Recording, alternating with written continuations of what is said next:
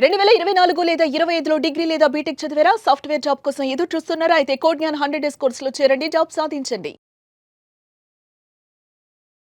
నమస్కారం ఉమా గారు. నమస్తే అమ్మా. ఈ శరన్నవరాత్రుల సందర్భంగా ఎనిమిదో రోజు అమ్మవారిని ఏ అలంకరణతో పూజించాలి అంటారు? ఏ నైవేద్యం పెట్టాలి? ఆచరించాల్సిన నియమాలేంటి? అండ్ అలాగే ఎవరైనా కూడా ఎస్పెషలీ ఈ రోజు ఏ రాశి వారికి, ఏ నక్షత్రం వారికి బాగుంటుందంటారు? తప్పకుండా అండి. దేవీ శరన్నవరాత్రి మహోత్సవాల్లో భాగంగా ప్రతి ఒక్క రోజుకి, ప్రతి ఒక్క అవతారానికి చాలా విశేషమైన పరమార్థం ఉంటుందండి. ఆయా నక్షత్రాలు, తిథులు అనుసరించి అమ్మవారి యొక్క అనంతమైనటువంటి రూపాల్లో ఆ రూపము, ఆ స్వరూపము ఆ రోజుకి ఎలా తగ్గుతుంది అనేటువంటి విషయం మీద మనకున్నటువంటి ప్రాబ్లమ్స్ కానీ, మనకున్నటువంటి ఈతి బాధలు కానీ పోవడానికి అమ్మవారిని మనం శరణు వేడుతూ ఉంటాము.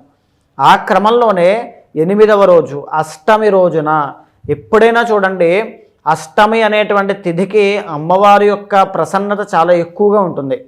పౌర్ణమి, అమావాస్య, అష్టమి, శుక్రవారము ఇలా ఈ తిథుల్లో ఈ అష్టమి అనేటువంటి తిథికి చాలా మంచి శక్తి ఉంటుందండి. దుర్గాష్టమి అంటాము. ఆ రోజున దుర్గాదేవి యొక్క అవతారం అండి అమ్మవారు. అంటే జీవితంలో అమ్మవారి యొక్క స్వరూపం ఎలా ఉంటుంది? మీకు దుర్గాదేవి యొక్క స్వరూపం తెలిసే ఉంటుంది. చేతిలో ఖడ్గం ఉంటుంది, సంహరించడానికి, సంహారానికి త్రిశూలం ఉంటుంది, అంటే ఆటుపోట్లను ఎదుర్కొనేటువంటి శక్తిని కలిగించడానికి. సింహవాహినిగా వస్తుంది, అంటే సింహం మీద, పెద్ద పులి మీద ఉంటుంది, అంటే ఎలాంటి సమస్యలైనా ఎదుర్కొనేటువంటి తత్వాన్ని ఇస్తుందన్నమాట. శక్తి, పవర్ అండి. దుర్గాదేవి ఎప్పుడు కూడా పవర్ అన్నమాట, పవర్ని అందజేస్తుంది. చండీ పరాదేవత హోమము ఆ రోజున చేయడం చాలా గొప్ప శుభ ఫలితాలు కనుగరిస్తుందమ్మ.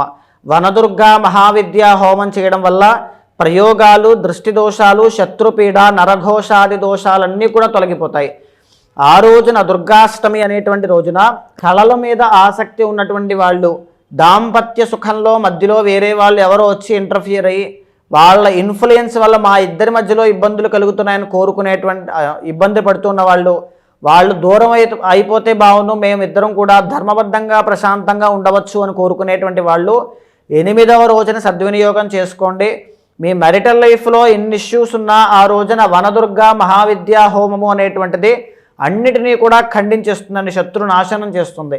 అంత గొప్పదైనటువంటి హోమం అన్నమాట.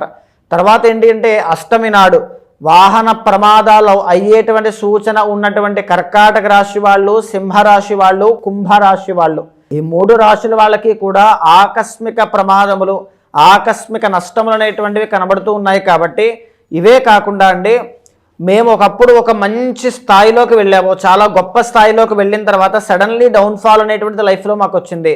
స్టాక్స్లో నష్టపోయాం, నమ్మి మోసపోయాం, రియల్ ఎస్టేట్లో మోసపోయాం, డబ్బులన్నీ కోల్పోయాం, రుణబాధలతో ఇబ్బంది పడుతూ ఉన్నాం, యజమాని ఇంటికి ఆధారమైనటువంటి ఆయన ఆరోగ్య సమస్యలతో ఇబ్బంది పడుతూ ఉన్నారు, యాక్సిడెంట్స్తో ఇబ్బంది పడుతూ ఉన్నారు, అప్పులతో ఇబ్బంది పడుతున్నారు అనుకుంటే వనదుర్గా మహావిద్యా హోమము, దుర్గాష్టమి అనేటువంటిది మీ వెనకాల అమ్మవారు ఉండి నడిపిస్తుంది.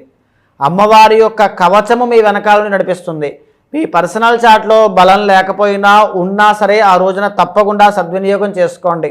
ఉపవాస వ్రతాన్ని ఆచరించండి. ఒకవేళ మీకు వనదుర్గా కానీ, చండీ పరాదేవత హోమం కానీ చేయలేనటువంటి పరిస్థితిలో ఉన్నప్పుడు శ్రీదేవి ఖడ్గమాల స్తోత్రము అని ఒకటి ఉంటుందండి. అమ్మవారి యొక్క స్తోత్రాల్లో విశేషమైనటువంటిది అనమాట. ఆగిపోయినటువంటి పనులు, స్తంభించిపోయి ఉన్నటువంటి పనులు, అమ్మవారి యొక్క ఖడ్గానికి ఎలా అయితే తిరుగులేదో ఈ మొత్తం జగత్తులో, అలాగనే ఆ స్తోత్రం చదివి పని ప్రారంభం చేస్తే దానికి కూడా తిరుగుండదు.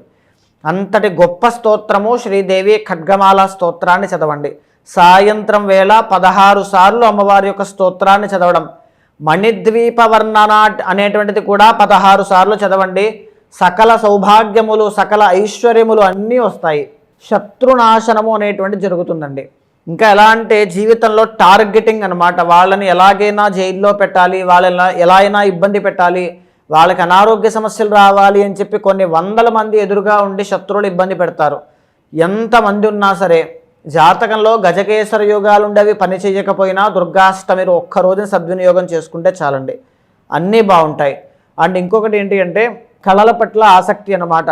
ఈ యొక్క శుక్రబలం పెరగాలి జాతకంలో అనుకుంటూ ఉన్నా, లేకపోతే ఈ అఫైర్స్ విషయంలో ఇబ్బందులు పోవాలి అనుకుంటూ ఉన్నా, దాంపత్య సుఖం ఉండాలి అనుకుంటూ ఉన్నా, ఏదైనా సరే అండి, జీవితంలో శుక్రబలం కావాలి అన్న దుర్గాష్టమి రోజున వనదుర్గా మహావిద్య అనేటువంటిది తప్పకుండా ఆచరించండి.